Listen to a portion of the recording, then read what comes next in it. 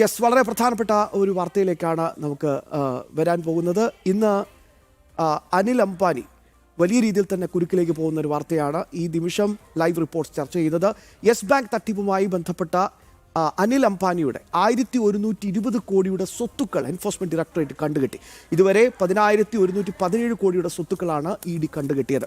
സ്ഥിര നിക്ഷേപങ്ങൾ, ഭൂമി എന്നിവ കണ്ടുകെട്ടിയ ഇവയിൽ പെടുന്നുണ്ട്. വിവരങ്ങളുമായി ശ്രീകാന്ത് ചേരുകയാണ്. ശ്രീകാന്ത്, എത്രത്തോളം നിർണായകമാണ് ഇപ്പോൾ കാര്യങ്ങൾ?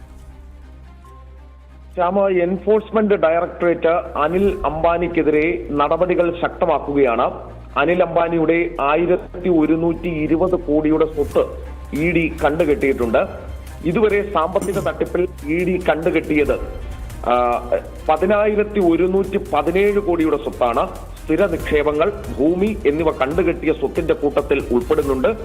യെസ് ബാങ്ക് തട്ടിപ്പുമായി ബന്ധപ്പെട്ടാണ് EDയുടെ നടപടി. രാജ്യത്തെ തന്നെ ഏറ്റവും വലിയ ബിസിനസ് ടൈക്കൂൺ ആയിരുന്നു ഒരു കാലത്ത് അനിൽ അംബാനി.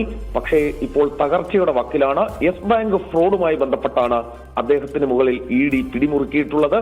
എത്ര വലിയ കൊമ്പനായാലും ഈ രാജ്യത്ത് സാമ്പത്തിക ഫ്രോഡ് നടപ്പാക്കുകയാണെങ്കിൽ, അത് കാണിക്കുകയാണെങ്കിൽ പിടി വീഴും എന്നുള്ളതാണ് ഇപ്പോൾ ഇതിലൂടെ വ്യക്തമാകുന്നത്.